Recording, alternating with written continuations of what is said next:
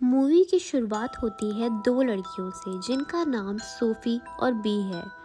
एक रंगीन शाम गुजारने के बाद जब सोफ़ी बी से पूछती है कि क्या तुम मुझसे प्यार करती हो, तो बी हमेशा की तरह कोई जवाब नहीं देती। सोफ़ी बी को अपने दोस्त डेविड के बारे में बताती है, जो कि उसका बचपन का दोस्त है। सोफ़ी उसे डेविड के घर पार्टी में ले जाती है, जिस दिन तूफ़ान आने का खदशा होता है। डेविड और सोफ़ी बहुत अमीर घराने से ताल्लुक़ रखते हैं और बी एक आम से मशरक़ी यूरोपियन मुल्क से ताल्लुक़ रखती है जो अमेरिका में जॉब कर रही होती है। जब सोफ़ी और बी पार्टी में दाखिल होते हैं तो डेविड और उसकी गर्लफ्रेंड चौंक जाते हैं और बाकी सब हैरान होते हैं।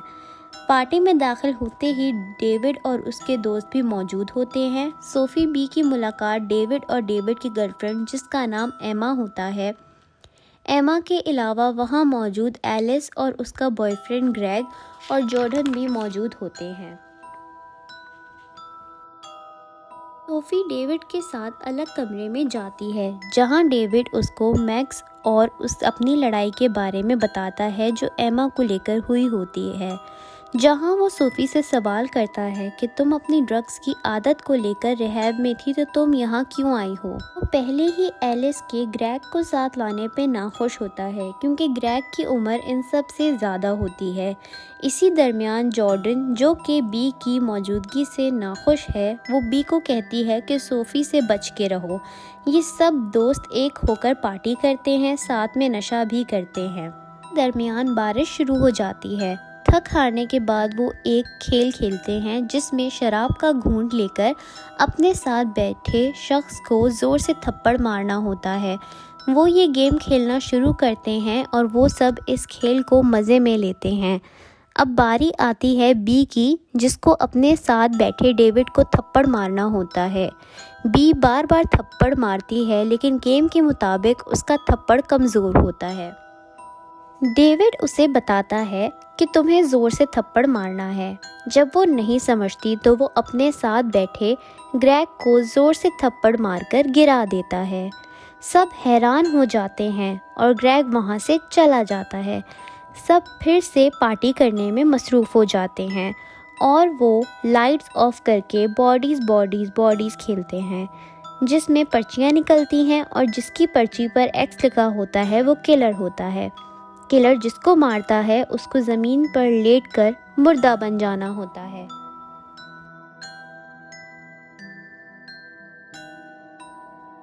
बी अंधेरे में फ़ोन की लाइट पर घूमती है और जैसे ही लाइट्स वापस खुलती हैं वो सब देखते हैं ग्रेग एक मुर्दा हालत में पड़ा होता है।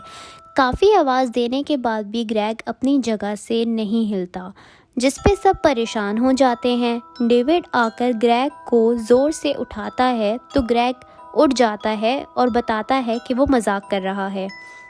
डेविड ग्रेग को तंग करने लगता है तो ग्रेग वहाँ से उठकर चला जाता है। डेविड की जब बारी आती है गैस करने की, तो वो गैस करता है कि किलर उसकी गर्लफ्रेंड एमा है, जिस पर एमा उसे कहती है कि वो किलर नहीं है।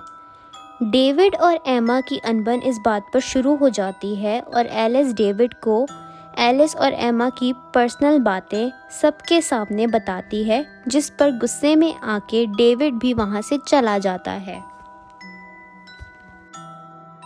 लड़कियाँ गेम जारी रखती हैं, जिसके दरमियान बिजली चली जाती है। बी किचन में जाती है तो वो डेविड को देखती है, जिसका गला कटा हुआ होता है।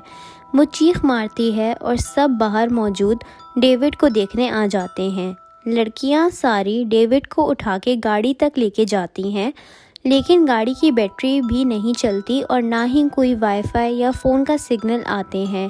डेविड मर जाता है। लड़कियां अब एक दूसरे से बात करती हैं कि डेविड को किसने मारा। उसी बीच जॉर्डन ज़ोर से दरवाज़ा नॉक करती है और वो सबको बताती है कि उसे बाहर से ये खून से लदी तलवार मिली है।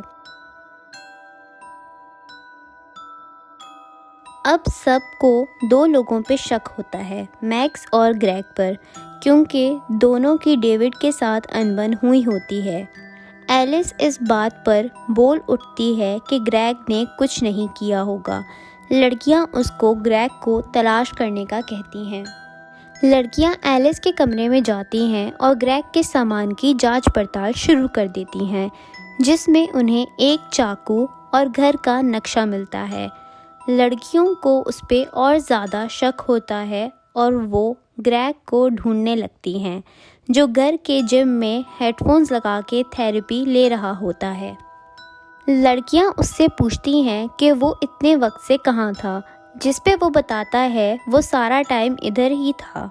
डेविड की मौत का जब ग्रेग को बताया जाता है, वो समझता है कि ये मजाक हो रहा है और वो जॉर्डन के हाथ से चाकू छीन लेता है। वो माहौल को शांत करने की कोशिश करता है और उसी चक्कर में एमा गुस्से में ग्रेग पे हमला करती है और ग्रेग उसे हटा के चाकू दोबारा उठाने की कोशिश करता है तो बी उसके सर पे लोहे की चीज़ से वार करके मार देती है और एलिस बहुत रोती है और चिल्लाती है।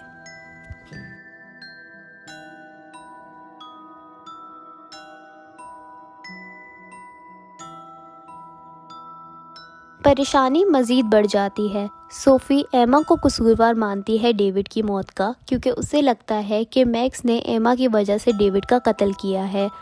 सोफ़ी एमा की बेइज्जती करती है, जिस पे एमा वहाँ से चली जाती है।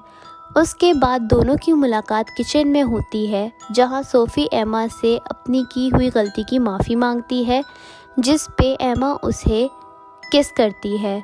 सोफ़ी इस बात को लेकर वहाँ से चली जाती है, लेकिन वो जाने से पहले एमा को दवाइयों की थैली देके जाती है।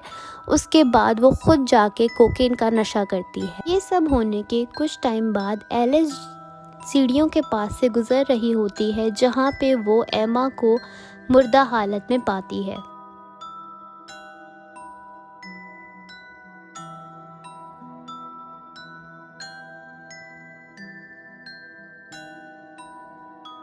लड़कियां एक दूसरे पे इल्ज़ामात लगाने लग जाती हैं कि एमा को उनमें से ही किसी एक ने सीढ़ियों से धक्का दिया है। एलिस और जॉर्डन को बी पे शक होता है, क्योंकि बी ने सोफ़ी से झूठ कहा होता है कि उसने ऊटा स्टेट से ग्रेजुएशन की है। उन्हें लगता है कि किलर बी है। एलिस और जॉर्डन बी को तेज़ बारिश में घर से बाहर निकाल देती हैं, जबकि सोफ़ी ये सीन चुपचाप खामोशी से बैठी देख रही होती है। बी घर में जाने का रास्ता ढूंढती है, जितने में उसको नज़र आता है कि जॉर्डन के पास एक गन मौजूद है। बी छोटा सा दरवाज़ा देख के घर में घुसने की कोशिश करती है।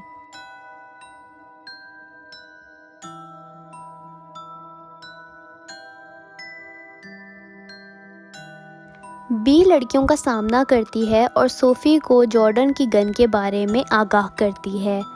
बी उसके बाद सोफ़ी से कहती है कि मैंने यूटा स्टेट से एक सेमेस्टर किया है और मैंने उस स्टोर पे काम भी किया है, जिसके बारे में मैंने तुम्हें बताया था। लेकिन इन सब चीज़ों के अलावा एक चीज़ है जो मैंने तुमसे छुपाई है, कि मेरी माँ जो है वो एक बीमारी से गुज़र रही है। इन सब बातों के दौरान जॉर्डन के बैग से एक पर्ची गिरती है, जिसके ऊपर एक्स लिखा होता है, मतलब वो किलर होती है। तो उनको लगता है कि किलर जो है वो जॉर्डन है। सब लड़कियों को लगता है कि जॉर्डन गेम को सीरियस लेके सच में लोगों को मारने लग गई है। इतने में जॉर्डन अब गन लेकर सोफ़ी और बी की तरफ निशाना करती है। उसे लगता है कि बी झूठ बोल रही है। एक और लड़ाई शुरू हो जाती है। जॉर्डन अपनी गन बी और सोफ़ी की तरफ करती है, जिसमें वो बी को बताती है कि सोफ़ी ड्रग्स लेती है, जिसकी वजह से वो रिहैब भी जा चुकी है और घर में आने से पहले इनके दरमियान सेक्स हुआ होता है और अब वो विक्टिम बन रही है। इतने में सोफ़ी चिल्लाने लगती है कि जॉर्डन हमेशा झूठ बोलती है और बताती है कि वो एलिस और उसके पॉडकास्ट को कभी पसंद नहीं करती। इस बात को सुनकर एलिस गुस्सा हो जाती है। इतने में जॉर्डन उसकी टांग पर गोली मार देती है।